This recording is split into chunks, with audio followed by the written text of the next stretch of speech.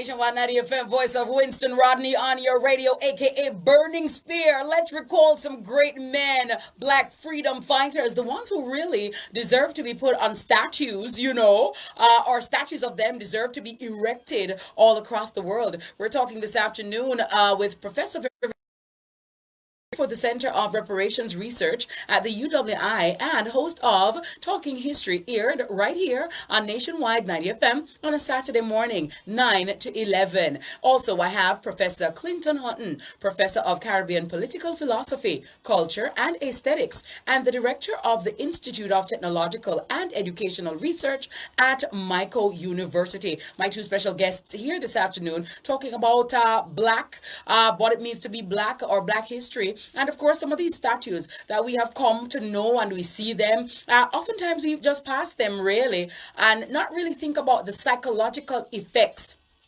of what those statues mean. What are their significance? How have they affected our psyche or psychological predisposition? And really and truly, why them up there? Why them did they? Them not fit there, right? And because of the protests and the rioting and all that is going on around the world, there has been somewhat of a widespread awakening that is saying, hey, these slave owners, these murderers and rapists and persons who have plundered our heritage, our ancestors, our country, our continent for years ought not to be held in high esteem. They should be torn down. They should be removed.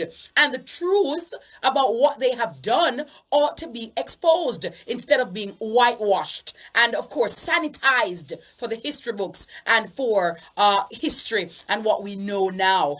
Professor Shepard, before we went to the break, you were talking about, some of those monuments and what they would have meant and what they would have done. Yes. Right. Yes. Can we just pick up where we left off? Right. So I was saying that some of the monuments that are coming down are really people who we should not celebrate. Yes. We should not celebrate Columbus because even though black people were already over here by the time those voyages took place, the impact of his own invasion was that the indigenous people were practically decimated. Yes. And they argued that in order to preserve the declining population of indigenous people, black people should be trafficked over here.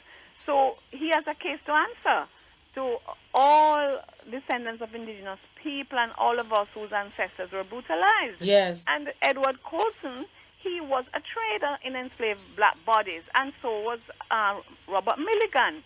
So was the one in Scotland that our Professor Jeff Palmer is saying that should not come down, but they should put a plaque.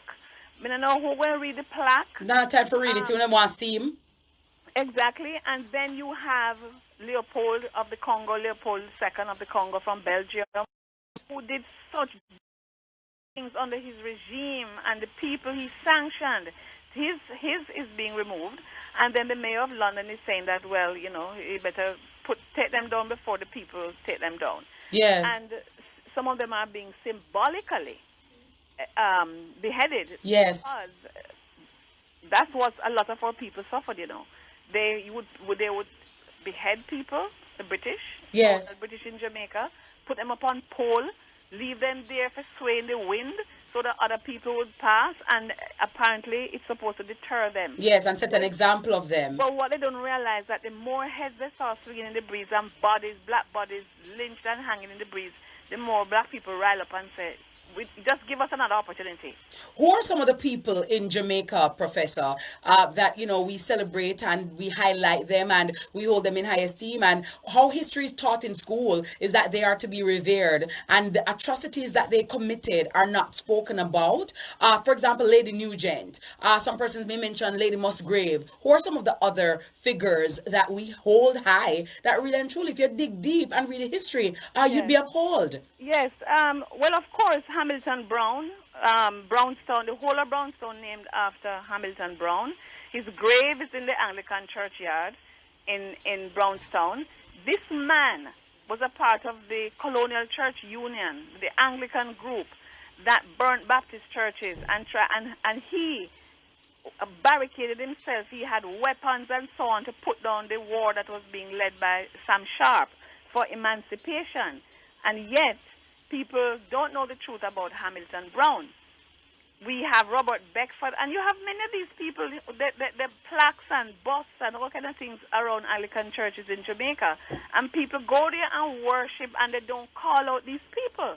Robert Beckford, who, you know, the amount of money he earned from Jamaica, he could go and build a golden tower somewhere in the UK. And all of these people, all the people who, if you read the compensation list, you will see Gladstone, you know, whose father became a prime minister, and all these people, men and women. You know, you had James Drax, you had people who were clergymen, principal of some of our prestigious high schools, who were enslavers.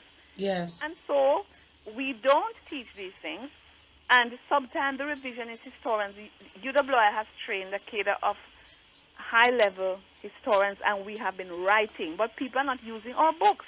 So when they say we never know that and why historians don't do this and why historians, because you're not reading our work, you're reading the foreign historians. Yes. You know, and you're not reading because we went back to the archives, we looked at the same records they looked at, and we saw things that their eyes never didn't want to see. Yes. Didn't want to see, you know. So you have Thomas Tislewood, you know, you have so many of them, Dickinson, Monroe, all these people who are venerated, and we need to know the truth about them. We need to know the truth about Isaac Royal. The Antigua Barbuda is calling on Harvard Law School to pay reparation because Isaac Royal got most of his money out of Antigua Barbuda. Yes. And went and invested in Harvard Law School. And you have Rostat, who was at Jesus College in Cambridge. He was a member of the Royal African Company, just like the other two. Colston was a member of the Royal African Company. These people traded, he traded about 80, his company alone traded about 80,000 black people. And they branded RAC on the chest of the enslaved Africans then. You understand? These are the people who people are saying, oh, we mustn't tear down, don't take them down because they, you know, how we're going They're part of history, yeah. We really need them to know our history. What we must do in Jamaica is make history compulsory. If every person couldn't leave school without doing a foundation course in history, that is what we need. That is how we're going to preserve the history. That is how we're going to know. Let me bring in Professor Hutton here, Prof. Professor Hutton, because I'm hearing Prof Shepherd saying that, you know, about history, but we are taught history in school. You know, history is taught in class, but I think maybe it is the whitewashed version that is taught from the European perspective or from the other perspectives other than the black perspectives. Prof Hutton, how do you suggest that we re-educate our students on black history so that they can have a full appreciation and a wholesome appreciation of what it is, because history is in school? Okay, let us go back to Burning Spear. Yes. All those great men that he mentioned in his song, all of them were assassinated. Yes. Except for two. One spent 27 years in prison. That's Mandela. And of course, Garvey was the other one. All the others were assassinated. And so part of learning history is the history of resistance against slavery and colonialism. Slavery did not exist a day without anti-slavery resistance. So, if we need to understand what our forebearers went through so that we can be talking today, we have to understand the ways they struggled against slavery, intellectually, that is their philosophy, their belief system against slavery, how they culturally struggled against slavery, how they developed the cultural ethos which became the basis for our culture, our creativity to this day, in music, in dance, and so on. So we have to teach the history of our forebearers, how they really negotiated slavery and colonialism, and the type of fortitude and faith that they developed in resisting slavery. Yes. And to talk about slavery and all the other aspects of colonialism, what I found out is that we have been teaching about slavery, but not the intimacy of slavery. Expand on that. Expand on that. When I teach about slavery to my students, about what it did in order to extract profit perpetually from the people who were enslaved, when I teach about it, one of the responses that I get all the while, in fact, the first response, sir, how come we never know them something there? Mm-hmm. And I'm sure a lot of my listeners are saying, boy, I never know them something there. And that's the thing, Professor Hutton. We are in our 20s or 30s or 40s and 50s, and we don't know a lot of these things. And as Professor Vereen Shepherd said, you know, there are books, there are writings, there are manuals, there are different things. So why is it that as a black nation, as people of the Negro race, we don't know them something here? But if I could just butt in 1 second to say that yes. even if we teach about slavery, we also need to understand that our history don't start there. But that's why people feel ashamed of it sometimes. We have to teach about where we come from. Yes, I made that point before to say that we were people. We were before slavery. Yeah. Yeah, in fact, that's a very important point, Vereen, because when I talk about the intellectual resistance to slavery, one of the things that if you read the works of Frederick Douglass, that's right. And many others like him, including in Jamaica. I mean, people like Tilapia Shoals and so on, and people like Blyden. What they have done actually is not just to resist slavery on the basis of what slavery was as it expressed itself then, but also to show what our forebearers before slavery used to be. Yes. How they shaped civilization. Yes. How they developed the arts and the intellectual. Yes, and the mathematicians. Yes, the Moors. Yes. Our forebearers during slavery were resisting slavery by arguing against white supremacy.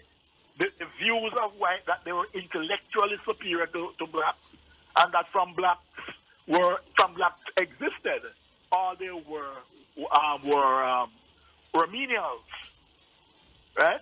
So you have the views that oppose that type of white supremacist philosophy, that black people bear no truth, bear no quality of beauty, and so on and so forth. Yes. So the resistance to slavery was all encompassing. The problem about it is that from slavery coming down to now, there were always people, including some of our own people, and I can't blame them because their education, but we have to consciously work on it in terms of how we socialize people through our education system. Right? I mean, when I was growing up as a little boy, a man told me, a shopkeeper in my community told me that, look, although your head can't take the book, you're not reach now because you're too black. Wow. That is in my community. I never forgot it, right? But look at the concept. When Jamaica became an independent nation, one of the first things we did was to abolish the most important day to our forebearers that they have marked. Emancipation Day. Yes. In Jamaica, our independent government abolished Emancipation Day on the basis that we are all now one, out of many one, and therefore to celebrate Emancipation Day is to leave out the other ethnic groups in the country. Right? And so under that same mode of thinking, they began to ban books in Jamaica about black power and black enlightenment. And so, for example, even a book that was about a black horse called Black Beauty, it was banned in Jamaica in the 1960s. It was unbanned after 1972. because it says black beauty, Yes. it becomes something subversive. Yes. So beautiful blackness becomes subversive, Yes. right? Which then played on our young people who are growing up. So a boy can tell a girl, you know, you look good for a black girl, Mm-hmm. right? These are some of the ways we class ourselves, and the way we see ourselves affects the way we act. So then, Prof, is it that then we need to restructure the curriculum? We need to change the syllabus. We need to do what? Because if in 2020 we seem like though things have changed, they still seem the same in many regards.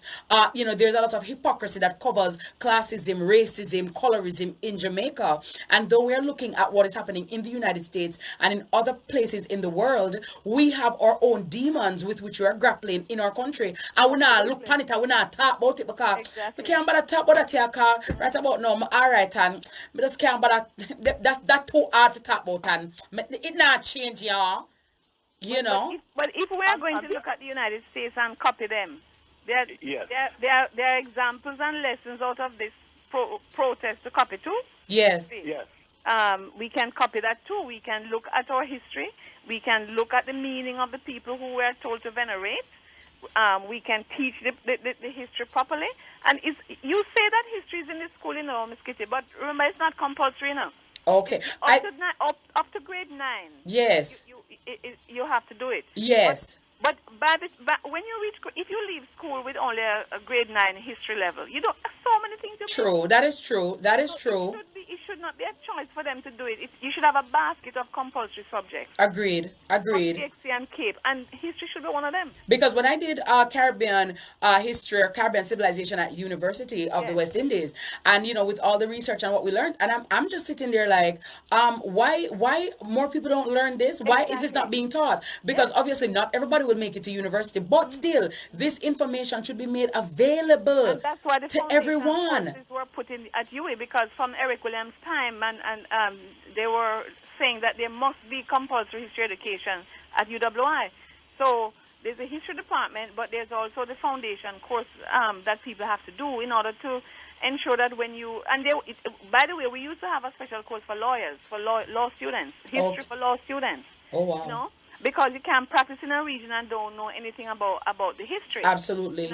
Absolutely. And the other things that when we talk about how some of the parish them poor, and how we don't have no school, and we have enough school and enough hospital, and look how we pop down, and we are not talking about reparatory justice for all the things that Clinton and I have spoken about in terms of what colonialism was like, and who are some of these people who oppressed us. And we are calling for justice because at the moment of emancipation, they got compensation, we didn't. And at the moment of independence, there was no development plan for the Caribbean. So, the Mon Commission made some little pia allocation that could not do much. So we are still living in a situation where infrastructurally, we are challenged. The governments are trying to do what they can, but they will never be able to reach the level of development to which we are entitled, because people took out our money and refused to give us back, and some of the parishes paid a heavy price for this compensation. I really want to give an example. The 3 parishes where the planters got most of the compensation money and didn't leave the money in the parishes were Trelawney, St. Mary, and St. Thomas. We used to call it St. Thomas in the east. The planters in those parishes got most of the compensation money in Jamaica. I have the allocation right here in front of me. So that and St. Thomas and St. Mary are two other parishes that people say poor, right? And so why? Because they got what they could, took what they could out of the country, invested and left abroad, it desolate, developed their own country, and left us to scratch out an existence. Yes, it is not right. Talk to me, Professor Hutton. Well, let us take the St. Thomas case, where St. Thomas is today. St. Thomas, you have a planting garden area, which was the heartland of sugarcane in St. Thomas. In St. Thomas, certainly in 1865, when I look at sugar in Jamaica, St. Thomas ranked third in the amount of sugar produced in Jamaica for Britain, but ranked first in the amount of sugar produced per acre. Right? In other words, their productivity was higher than everywhere else in Jamaica. Right? Now, the sugar planting district in St. Thomas today, there are farmers today in St. Thomas who would like to plant more cassava because the beer company can take as much as they can farm. More this. The news just a couple days ago was that they're asking for land. Yes. Because all the estates that were owned from the 16th, 17th century by people like William Beckford, who own them today? Not the people whose forebearers worked in enslavement in that parish. It is their children, their descended children today, who are pleading for more land because the estates have not been passed on to them.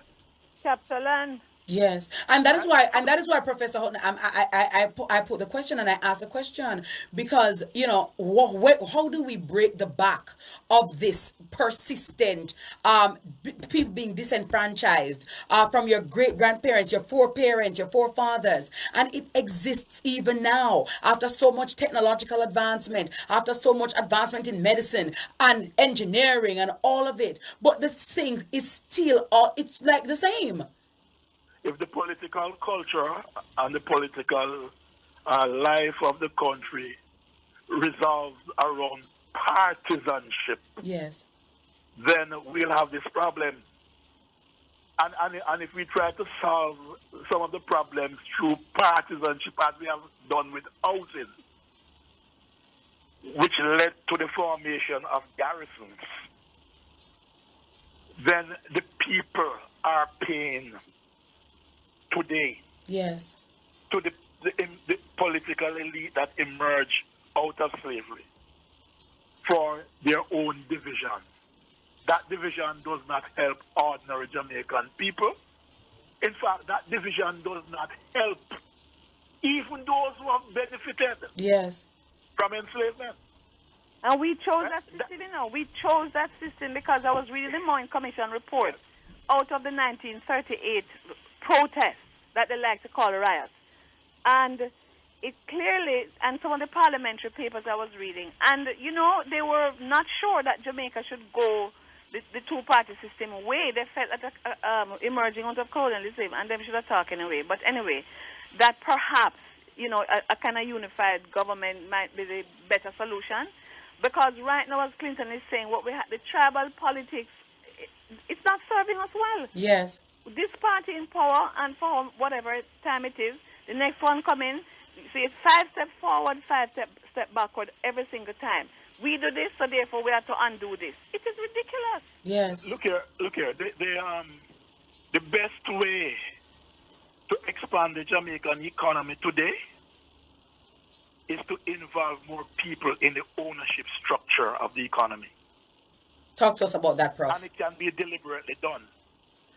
If you look at what was done after slavery was abolished in Jamaica, everything was done by the class of people who never lost their position. The slave owners in Jamaica during slavery became the ruling class in Jamaica. Yes. The day after slavery was abolished. Yes. And continue to rule even now. And they rule with the psychology and philosophy of slave masters. And they did everything to prevent our forebearers from developing their economic position. Yes. And their potential. And they increase the price of land. There's only marginal land. People have to, and they call them squatter. I mean, it was a deliberate attempt to keep black people down. That's what we're coming from. Well, take a man like James McLaren. James McLaren was 23 years old, and he was the youngest leader of the Morant Bay Uprising. He was Paul Bogle's secretary. James McLaren was advocating that black people should not have to pay for the land. 23-year-old man. Yes. Right? He said although he was not born in slavery, he was still a slave because he cannot take care of his family. Slavery imposed poverty on the people, and he recognized that. Right? The way the whalers put it, every time I hear the crack of the whip, my blood runs cold. Yes. And so on. Yeah. I We said have to this- respect it our said society. Today they say we are free. Today they say we are free. Yes. Only to be chained to In poverty. poverty. Yes. We have to respect the That's society. exactly what McLaren was saying in Yeah. 1865. Yeah, we didn't reset the society at independence. We had a chance to reset the society and distance ourselves from the psychology and the oppression of the past and the kind of social structure that we created, and we maintained it.